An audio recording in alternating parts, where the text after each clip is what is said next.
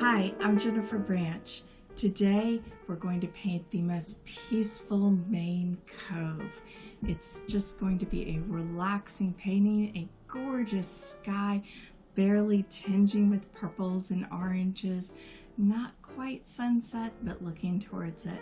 So imagine a wonderful, peaceful time sketching on a Maine Cove beach.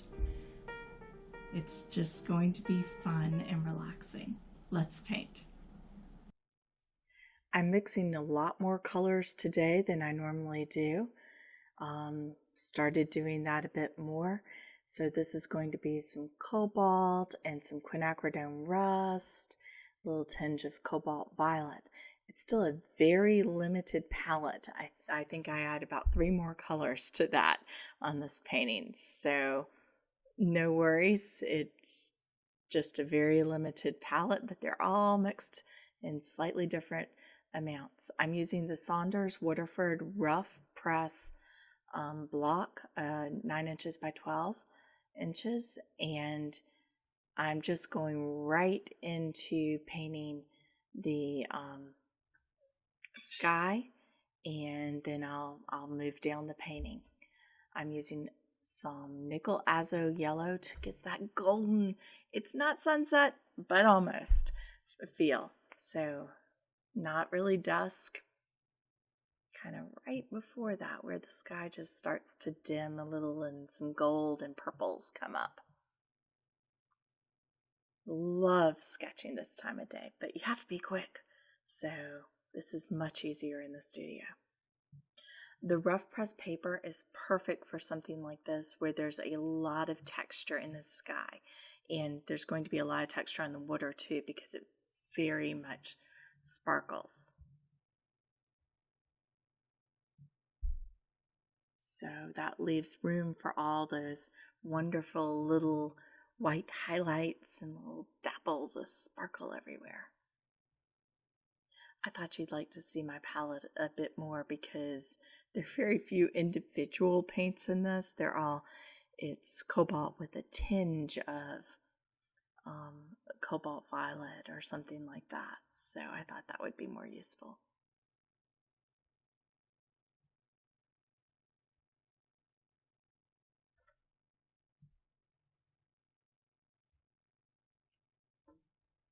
So I'm just moving along here, and it's fairly horizontal strokes.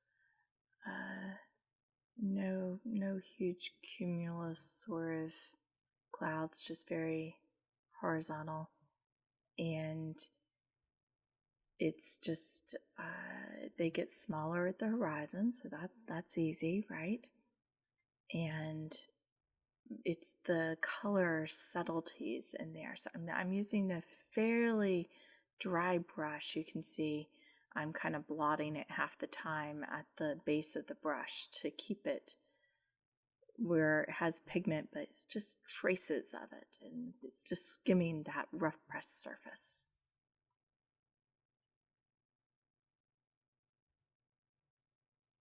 Whenever I go to Maine, I always sit and sketch this time of day, try to find a cove or something that has the horizon in it. It doesn't really matter, which way you're facing exactly, because it's all the reflections off the clouds.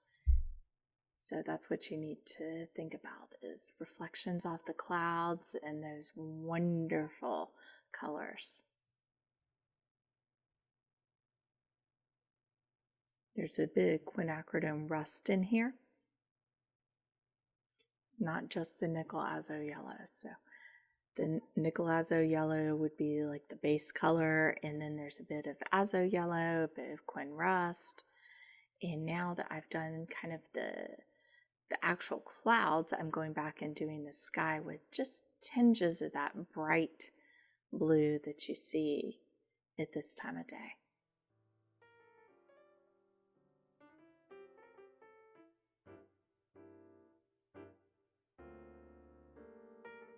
It's a very, very bright, mostly cobalt blue.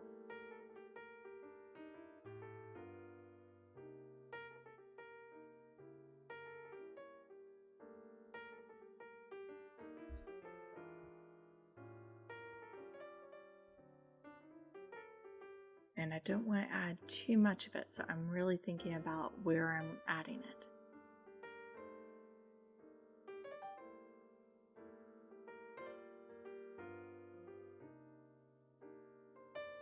I don't want to get rid of the white highlights on the clouds, and so I'm going to want them to blur a little bit with the shadows, but most of the shadows have bright highlights on them too.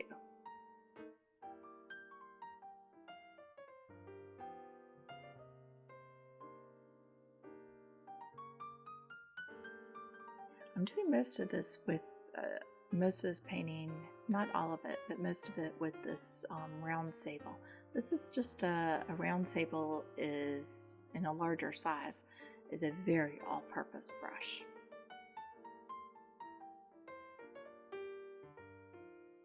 Has a nice point, it has a nice reservoir. It's your all-purpose workhorse. If you're going to bring one brush with you, a nice big round sable. I'm throwing in some Cobalt Teal here.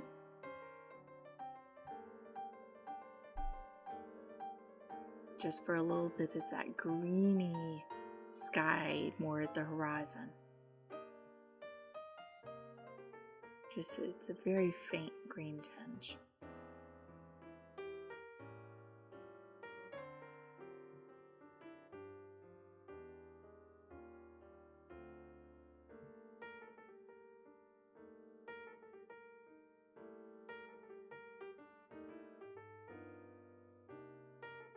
So my palette's getting to be quite a mess. Got some Ultramarine Blue.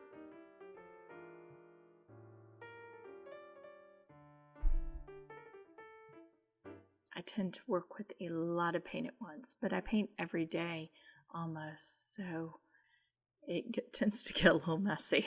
I do have to clean my palette a lot. One of the best things in the world to do is to go to, it really doesn't matter, a spot with water. So a lake or a beautiful Maine Cove like this, anything you want.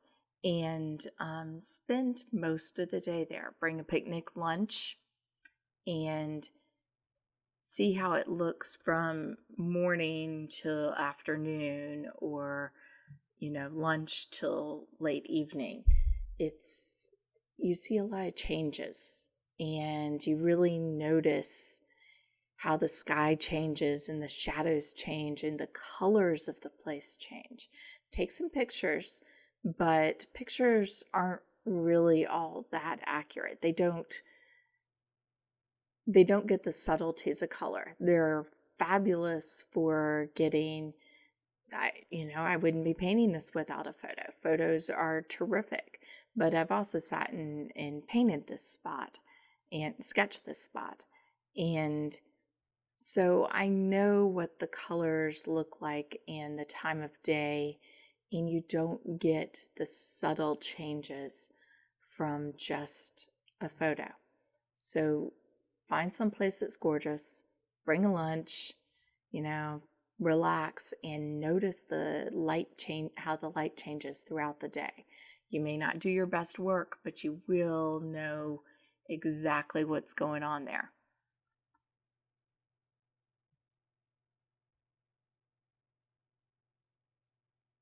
So the water is very shimmery, as I said earlier. There's lots of little light flecks in there. There's a lot of the sky reflecting, and you see more of that. So there's some darks in there from like the little bits of seaweed. It gets really interesting in there. It's really fun to paint. And this is a nice, easy one because it's going to help with the horizontals, right? Things get smaller, helps with the perspective.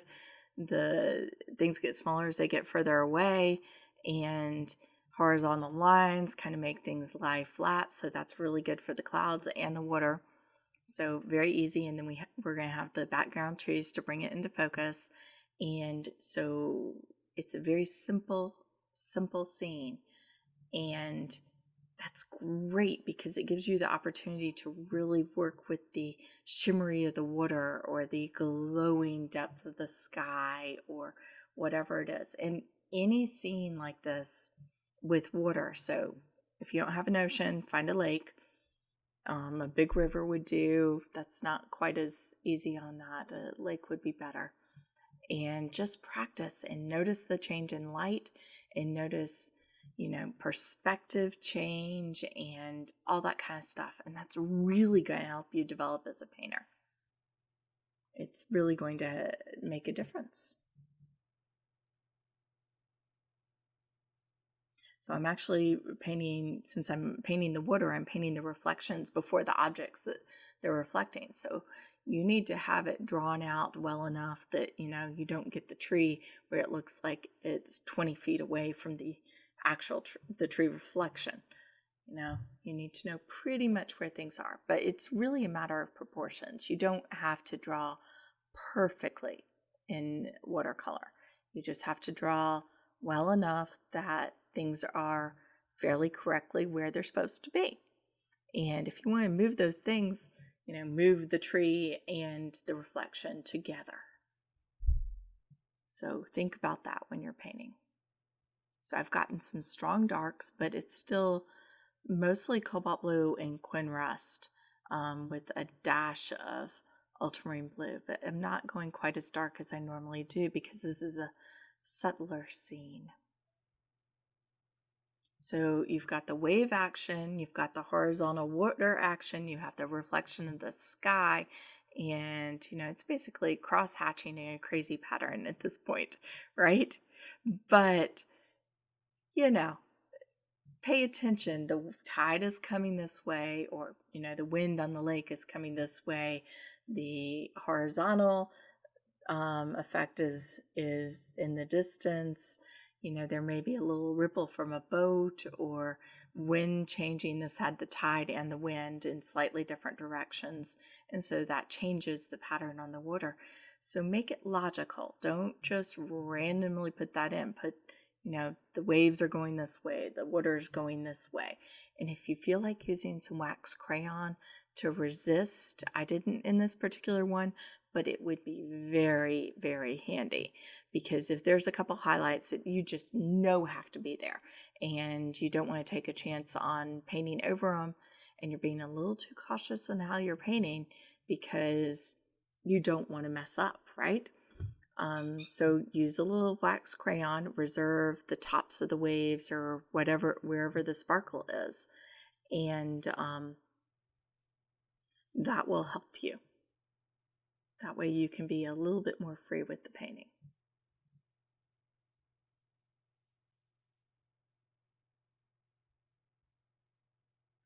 So I've gone down to my number 8 brush. Isabeys tend to run a little small, so that's probably about a 6 in most, like a Skoda or something. There's no standard for brushes. You just have to kind of look at it and say, yep, that's about the size I need.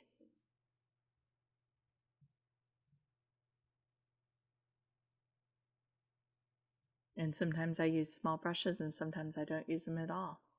But with these tiny trees, you don't really get the full effect otherwise.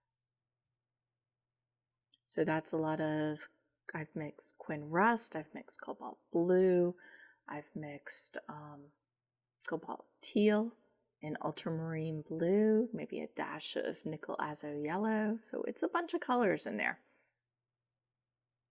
And that is actually pretty important to have that vary.